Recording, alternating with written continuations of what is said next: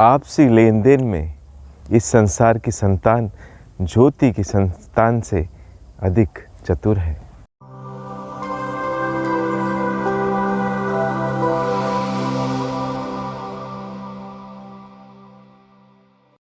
क्रिस्त में मेरे प्रिय भाइयों और बहनों, चतुराई से जीवन जीना यीशु ने हमें सिखाया है।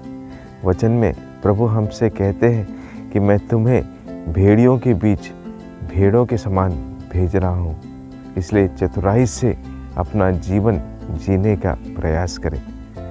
लेकिन ये चतुराई हमारे जीवन में कितनी लाभप्रद है? क्या इस चतुराई के ज़रिए हम हमारे क्रिस्ती जीवन का आंकलन सही तरीके से कर सकते हैं? क्या ये चतुराई हमें यीशु के और करीब जाने में मदद करती है? मेरे प्रिय भाइयों और बहनों, आज के पवित्र सुसमाचार में प्रभु एक कारिंदे के बारे में बताते हैं। जब मालिक उससे हिसाब मांगता है तो वह इस तरह अपने आगे के या भावी जीवन के बारे में अब तैयारी करता है, जिससे वह अपना आगे का जीवन आराम से जी सके।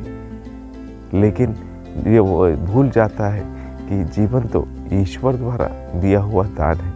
कितने दिनों तक वह संसार के भोग विलास में आनंद मनाएगा? आज हम सबों से भी इस सुसमाचार के जरिए प्रभु यही प्रश्न करना चाहते हैं। क्या सांसारिक चीज़ें, सांसारिक रिश्ते, सांसारिक बातें हमें इस तरह जकड़ लेती हैं जिससे हम चतुराई से उससे बाहर भी नहीं निकल पाते? संसार की चीज़ों को पाने के लिए, संसार के रिश्तों को पाने के लिए हम बड़े चतुर हैं। किसी न किसी तरीके से हम चीज़ों को प्राप्त करना जानते हैं और इसलिए ये चीज़ें हमारे करीब हो जाती हैं। लेकिन हम इस संसार से दूर रहने के लिए क्या चतुराई दिखाते हैं, या शैतान को बहकाने के लिए क्या चतुराई दिखाते हैं, जिससे हम शैतान से दूर होकर ईश्वर के करीब आ सकें? ये एक हम सबों के लिए प्रश्न चिन्ह है कि कैसे हम हमारा व्यक्तित्व संसार में प्रस्तुत करते हैं। मेरे प्रिय भाई बहनों, संसार की बातों को पाना, संसार के रिश्तों को पाना कुछ हद तक आसान है, लेकिन अगर हम सचमुच में ईश्वर के साथ रिश्ता जोड़ना चाहते हैं तो और अधिक चतुराई से काम लेना होगा, क्योंकि जगह जगह पर, हर एक कदम पर संसार हमें बहकाएगा, शैतान हमें बहकाएगा। और अगर हम शैतान के फंदों में फंस जाते हैं तो उससे बाहर निकलना उतना आसान नहीं है। और इसलिए हम सबों को अपने जीवन की ओर नज़र डालकर देखना है कि मैं अपने भावी जीवन या इस संसार में रहते समय भी ईश्वर के साथ अपना संबंध कैसे रखता हूँ। प्रभु ने बार बार हम सबों को कहा है। यूहन्ना के सुसमाचार अध्याय 15 वचन संख्या 15 में भी प्रभु कहता है, मैं तुम्हें अब से दास नहीं कहता, मित्र कहता हूँ। मित्र इसलिए कि मैंने तुम्हें सब कुछ जो पिता ने मुझे बताया बता दिया है।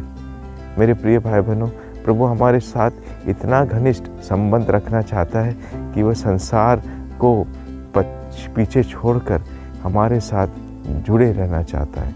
वह हमारे साथ हमेशा बने रहना चाहता है, चाहे संसार में कितनी भी लोभ आए, परेशानियाँ आई, कितने भी रिश्तों ने प्रभु यीशु क्रिस्त को संसार में रहते समय बहकाया, लेकिन तब भी यीशु अपने पिता के साथ जुड़े रहे, अपने ईश्वर के साथ जुड़े रहे।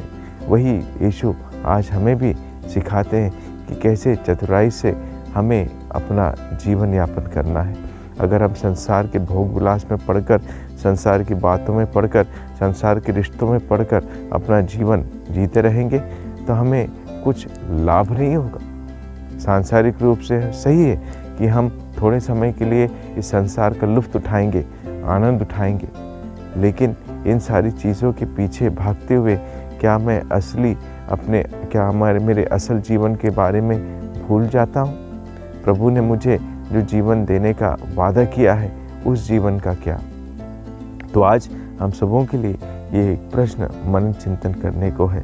क्या मैं संसार के जो चतुराई से जो मुझे अपने चंगुल में फंसा लेता है, शैतान जो मुझे अपने चंगुल में फंसा लेता है, इस चंगुल से मैं कैसी चतुराई से बचता हूँ और ईश्वर के करीब रहना सीखता हूँ। ये हम सबों के लिए आज सोच विचार करने की बात है।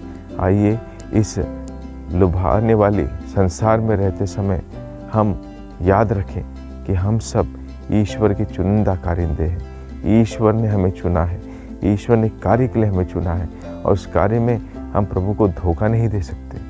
मत्ती का सुसमाचार 10:24 में वचन कहता है कि ईश्वर से कुछ भी छिपा हुआ नहीं है। ऐसा कुछ नहीं जो अंधकार में किया जाए और प्रकाश में नहीं लाया जाएगा। मेरे प्रिय भाई बहनों, इसलिए वो व्यक्ति जो हमें इतना प्यार करता है, क्या हम उसे सचमुच में दिल से प्यार नहीं कर सकते?